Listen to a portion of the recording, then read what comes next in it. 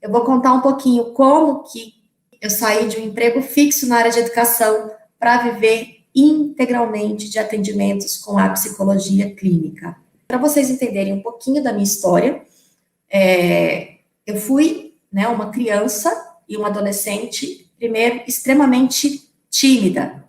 Por que eu estou falando isso? Porque eu quero que você aí que está me ouvindo, me vendo, que você entenda que todo esse processo que eu caminhei até aqui foram de habilidades que eu não tinha, que eu fui desenvolvendo. Porque é uma boa notícia, porque você também pode desenvolver várias habilidades.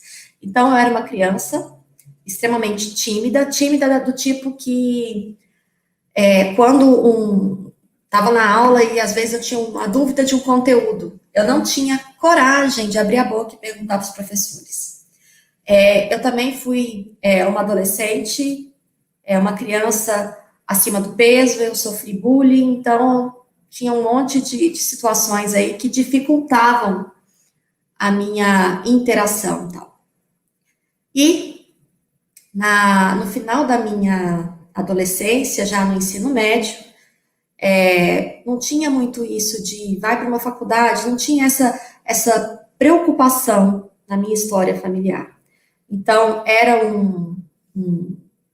uma coisa que era uma opção, mas não era a opção. E comecei, então, logo que eu terminei o ensino médio, eu fui para a área do comércio. Abri loja, tive 3 lojas, começando também do zero, porque minha família estava passando por aperto financeiro e não tinha como investir, né, fazer tudo. Então, eu comecei como sacoleira, vendendo roupa, não consegui fazer a faculdade logo que eu saí do ensino médio, e aí eu fui para o comércio. Aos 20 anos, 19 para 20 anos, eu fiquei grávida, tive uma gravidez complicada, e por esse motivo eu acabei fechando as lojas, né, fechando esse comércio.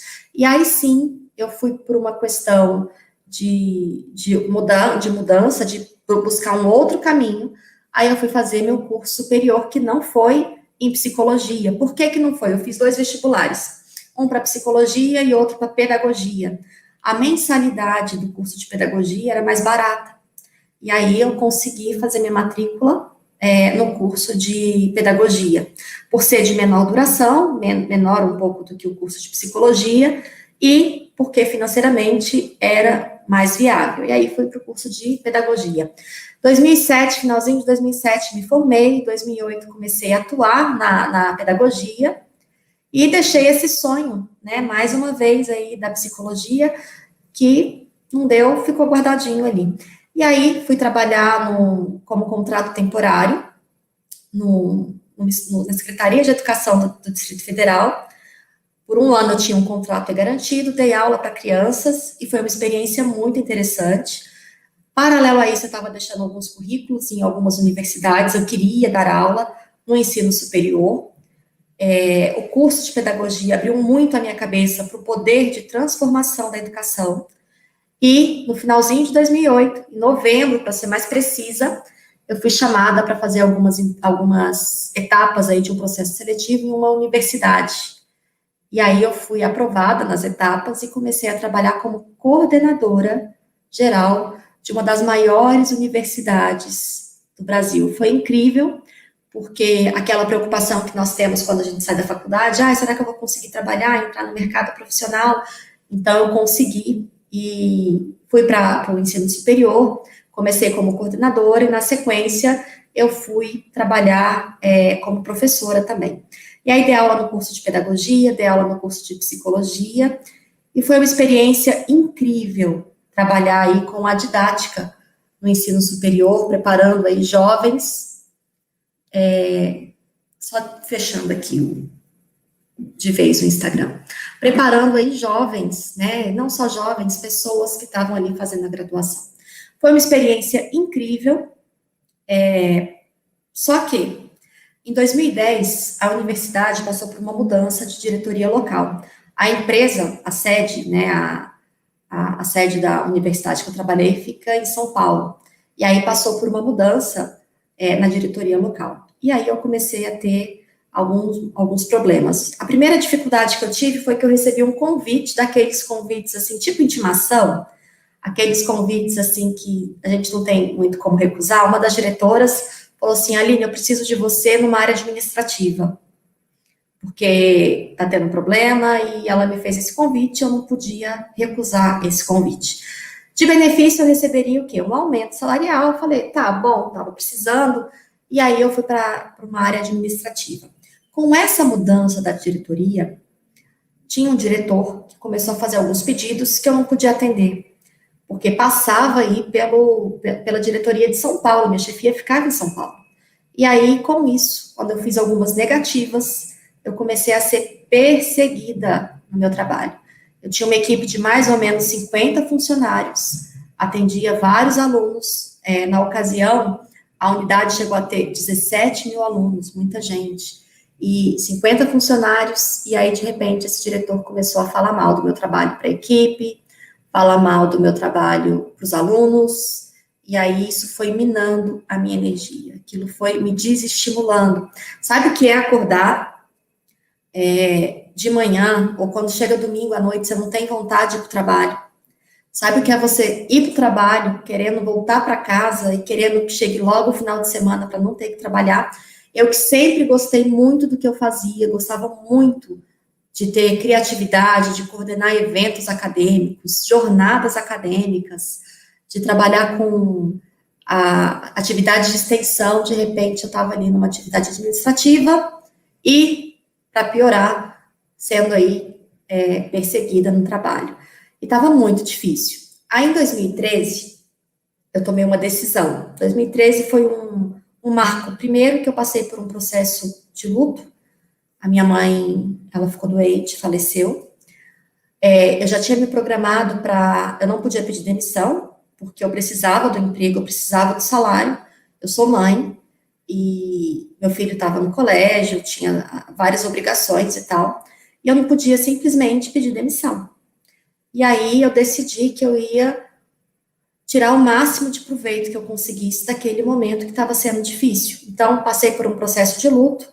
Quando nós passamos por um processo de luto, nós avaliamos os nossos valores, os nossos caminhos, a nossa vida, as nossas escolhas, e aí eu chego a me arrepio quando eu comento sobre isso, eu resolvi resgatar o sonho de fazer a psicologia para ajudar pessoas.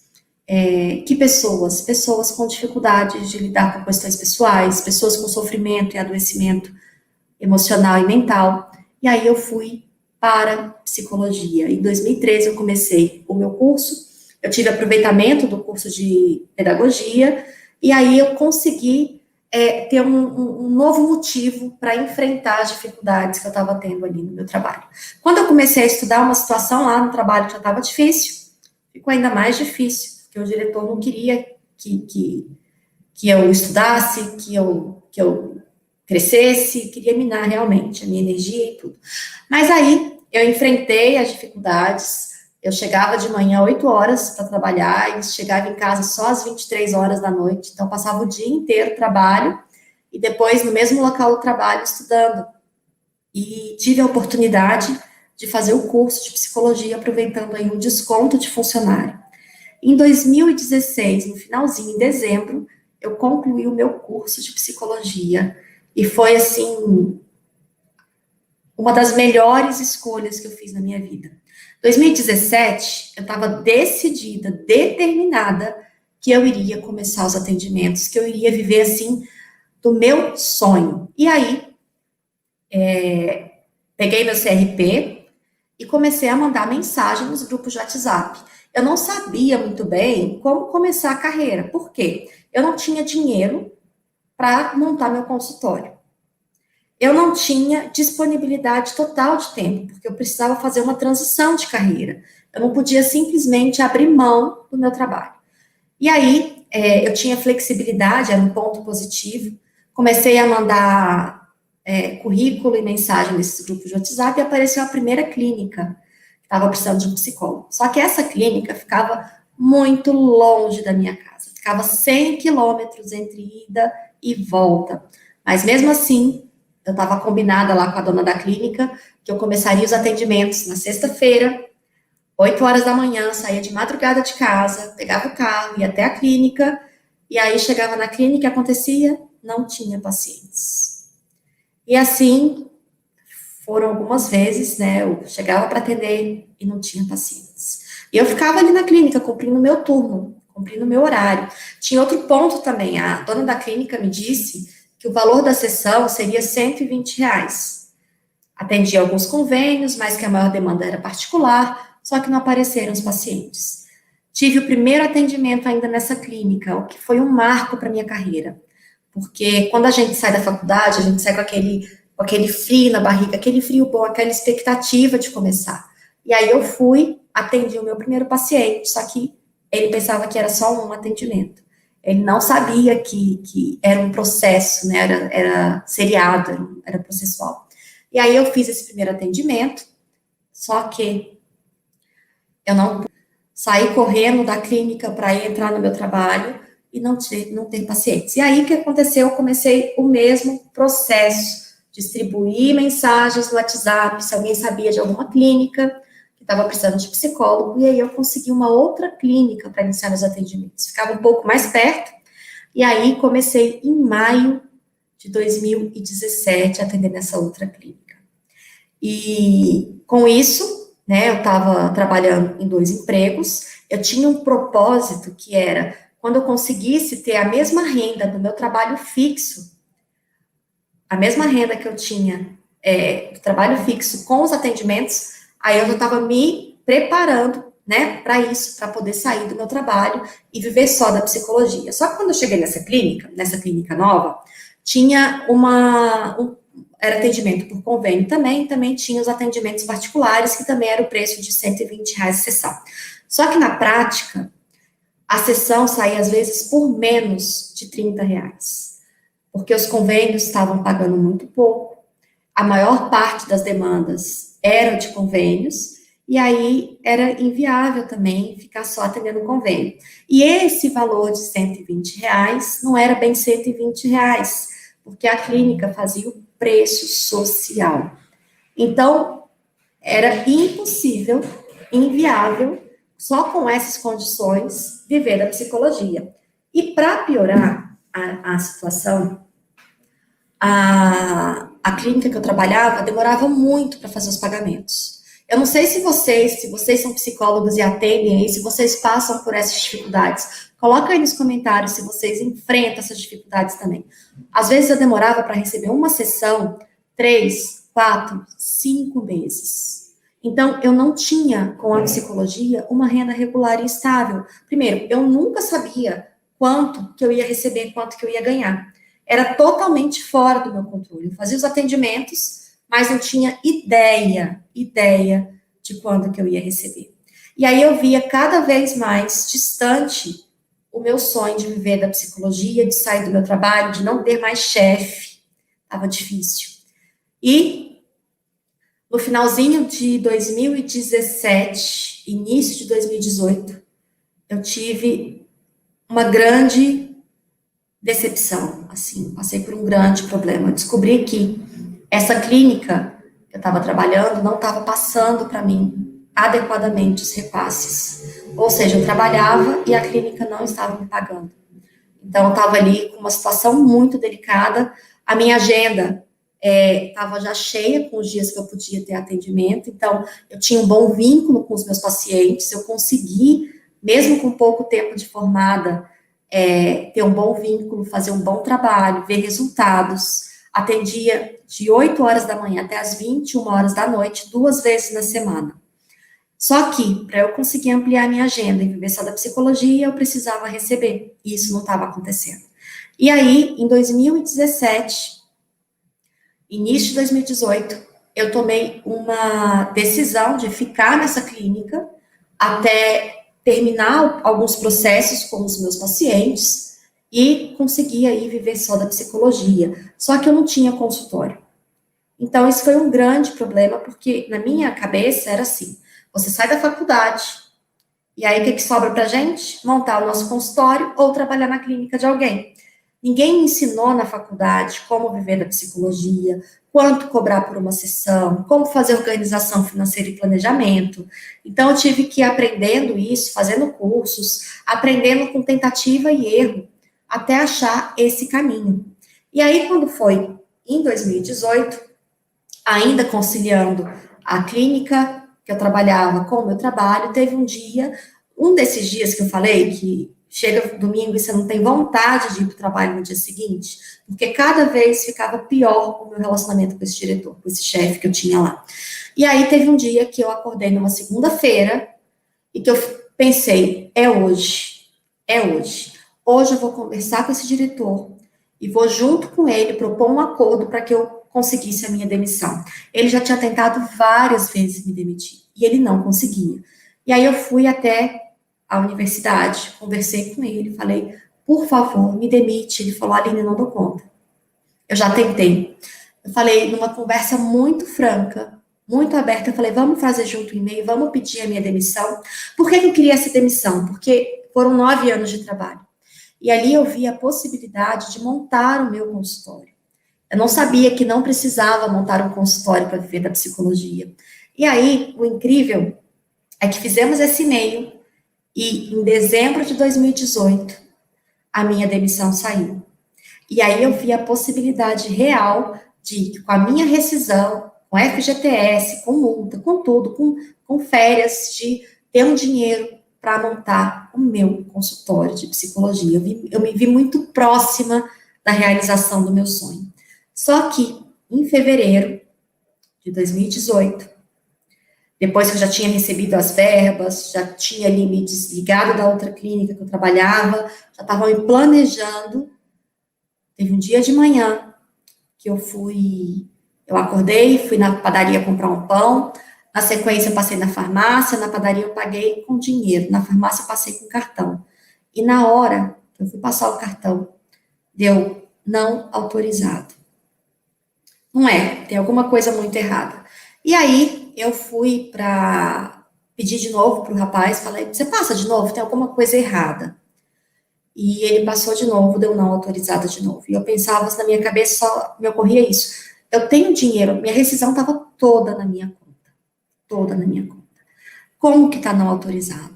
Eu sei que naquela hora, um frio tomou conta de mim. Eu fiquei gelada. A padaria e a farmácia ficam do lado, ficam próximos da minha casa. Eu estava de carro, peguei meu carro. Parecia uma eternidade chegar em casa. E quando eu cheguei em casa, peguei meu celular, abri o aplicativo do banco. E da minha rescisão, que eu tinha recebido, eu tinha R$ 0. R$ 0. A minha situação ali era desempregada e sem dinheiro. Imagina isso. Sem nenhuma perspectiva ali de viabilizar o que eu estava planejando mais. Bom, lembra que eu falei no início dessa live que eu tinha tido uma empresa assim que eu saí do ensino médio, ainda no finalzinho da adolescência, início da fase adulta? Pois é. Eu não fechei essa empresa do jeito certo, digamos assim. E aí tinha algumas pendências financeiras. E naquele dia, em fevereiro, tinha tido um bloqueio judicial na minha conta. E todo o meu dinheiro foi bloqueado. Então eu tive que começar a minha carreira do zero, sem lugar para atender, sem pacientes, sem dinheiro, desesperada. Mas eu tinha uma coisa muito forte. Eu tinha decidido que eu queria viver da psicologia. Eu tinha decidido que eu ia fazer dar certo. Que eu não mediria esforços para fazer dar certo. E aí eu consegui um espaço para atender, e aí eu consegui parcelar 2 cadeiras, levei imóvel de casa, fui catando o que tinha, montei meu espaço, montei a sala, o consultório, comecei a divulgar o meu trabalho para as pessoas conhecidas, comecei a fazer algumas postagens nas redes sociais, só que aquilo não estava dando resultado. Aquilo não estava trazendo o resultado que eu precisava.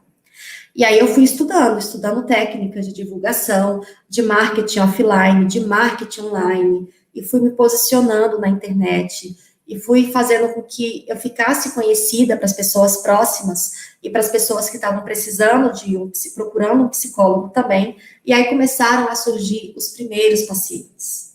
E aí eu comecei a formar um vínculo, uma relação terapêutica com esses pacientes. E esses pacientes começaram a indicar o meu trabalho. E aí eu comecei a pesquisar estratégias que estavam dando certo e a mapear essas estratégias e a aplicar as estratégias que estavam dando certo. E de repente, durante esse intervalo aí desse ano, eu consegui pagar as minhas responsabilidades do ano, manter o colégio do meu filho. Eu comecei a ver que era possível, só que no início eu fazia preço social. E aí, já compartilho aqui com vocês. As pessoas me pediam desconto e eu acabava cedendo, porque eu pensava que a psicologia era um serviço de ajuda e que era minha obrigação abaixar o preço, como se a única forma de ajudar fosse abaixando o preço da sessão. E um dia, nessa minha jornada, nesse meu início, conversando com uma pessoa, fazendo uma divulgação no Facebook, conversando com uma pessoa, a minha sessão era R$ 120, mas na prática não era esse preço que eu cobrava. As pessoas me pediam desconto e eu acabava cedendo. E aí eu percebi que as pessoas me pediam desconto, eu estava sacrificando a minha carreira, eu estava sacrificando a minha liberdade financeira para ajudar essas pessoas. E eu via que essas pessoas que me pediam desconto nem sempre precisavam do desconto. Elas estavam participando de festas, indo para balada, elas estavam indo para o salão, e eu estava com dificuldade para investir o que eu precisava na minha carreira, fazer cursos, me capacitar. Então, teve um dia conversando com uma pessoa no Facebook, que ela perguntou qual era o preço da minha sessão, aí eu disse R$ 120, aí ela disse se eu fazia o preço social, que ela estava desempregada, passando por uma situação muito difícil, e aí eu falei, tá, o preço social é R$ 60, e aí ela perguntou se eu podia atender no horário que eu não atendia, eu flexibilizei, eu estava precisando de pacientes, eu disse que sim, e aí tudo que ela argumentava, eu dava um jeito de atender. Até que no final dessa nossa conversa, ela me disse, mas eu posso te pagar parcelado? Aí eu disse, não, não pode. Nesse dia, eu aprendi a dizer não. Nesse dia, eu aprendi a me posicionar. Nesse dia, eu entendi que eu precisava ver a psicologia como negócio, porque senão eu ia quebrar de novo. Eu já tinha passado por um processo de falência aos 20 anos de idade, e eu não queria passar por isso de novo. Eu não queria passar pelas mesmas dificuldades que eu tive lá atrás. E ali eu entendi que eu precisava ver a psicologia como um serviço de ajuda, mas também como um negócio que precisava ser sustentável. E a partir daquele dia, eu tomei uma decisão. Eu coloquei para mim mesma, eu não vou mais atender por R$ 60.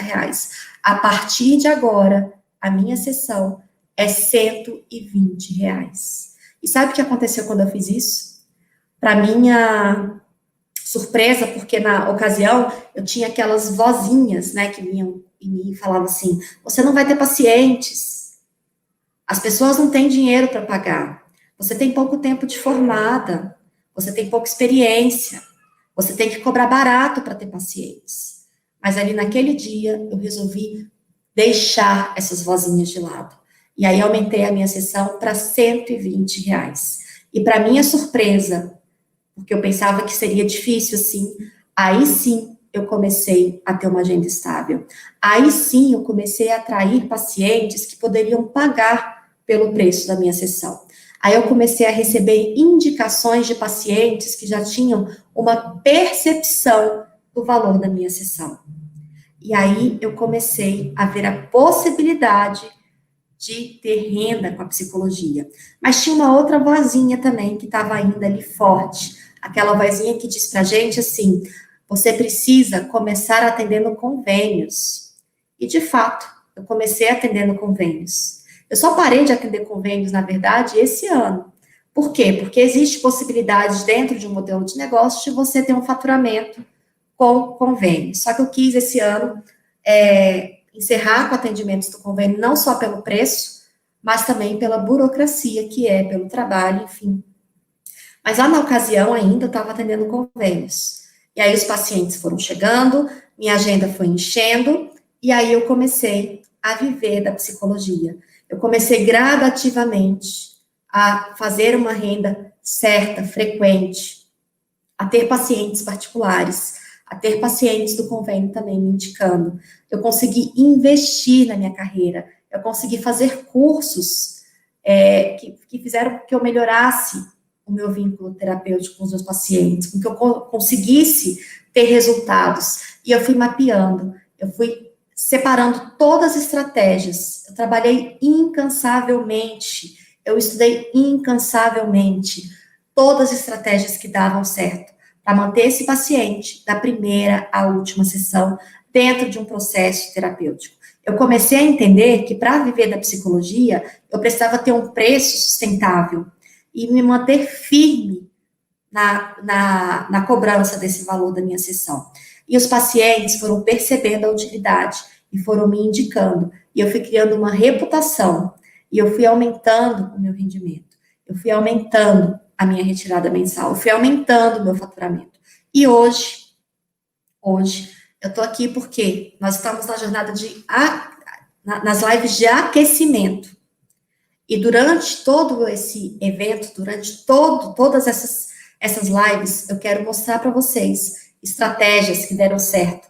Durante essa minha jornada, eu descobri que nós temos aceleradores e sabotadores. Sabotadores são estratégias ruins, modelos ruins, que nós às vezes seguimos e não temos resultado. E sabota o nosso trabalho, faz com que a gente não viva da psicologia. Mas, por outro lado, existem também aceleradores. O que são aceleradores? São estratégias, são atitudes, são crenças, são pensamentos que vão fazer com que você viva da psicologia.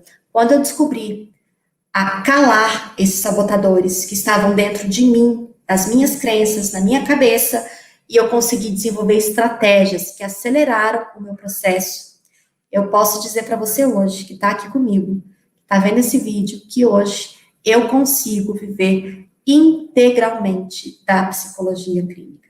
Que eu consigo hoje atrair pacientes sem precisar ficar me expondo nas redes sociais. No início eu postava vídeos, eu cheguei a fazer umas 2 ou 3 lives. Se vocês pesquisarem aí, vocês devem encontrar uns 4 vídeos de 2018, talvez 2017. Só que eu vi que isso não trazia resultado.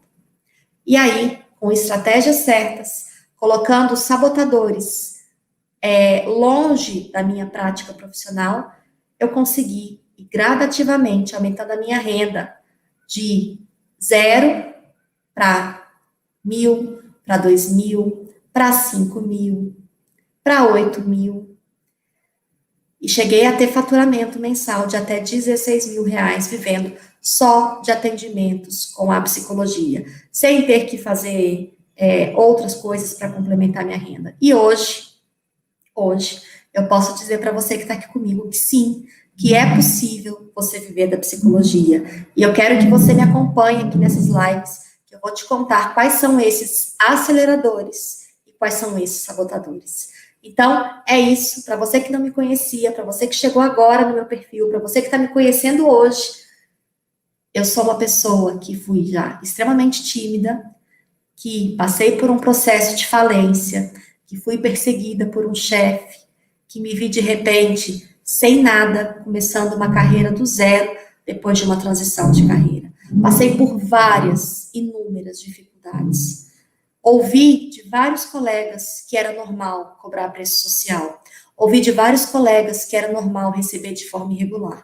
E hoje eu estou aqui para mostrar para você que quer fazer da sua profissão a psicologia clínica, que essas vozinhas, elas vão te levar para que você não viva da psicologia. E hoje, a minha missão é ajudar psicólogos, é ajudar psicólogas a viverem da psicologia e viverem bem, fazer da nossa profissão uma carreira de sucesso. E sucesso, para você que está chegando aqui hoje, é reconhecimento, ser reconhecido pelo seu trabalho, ser valorizado pela sua profissão, para que você não tenha vergonha de falar que é psicólogo, para que você tenha retorno financeiro, para que você consiga realizar os seus sonhos, para que você consiga viver com dignidade da nossa profissão, que é linda, é um serviço de ajuda, mas é uma possibilidade de você ter um negócio sustentável.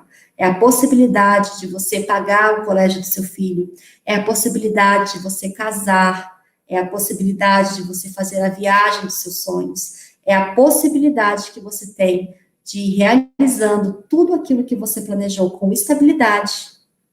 Sim, é possível ter uma carreira estável e de forma sustentável.